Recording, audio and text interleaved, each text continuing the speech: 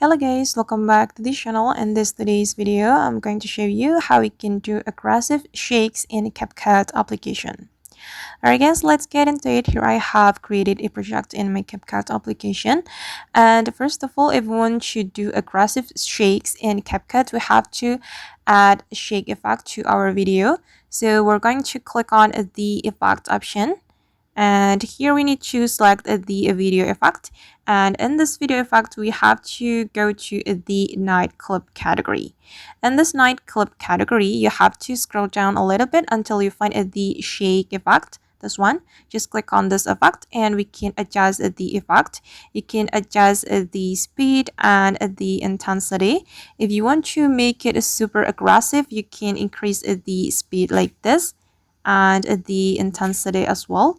And after that, you just need to click on this check mark. Okay, and now this shake effect has been added to my video, and we can make it align with our video by dragging the effect like this. Alright, and this is the final result. Alright guys, and that's how we can do aggressive shakes in CapCut. I hope this tutorial will be useful for you. Thank you so much for watching, and see you in the next video.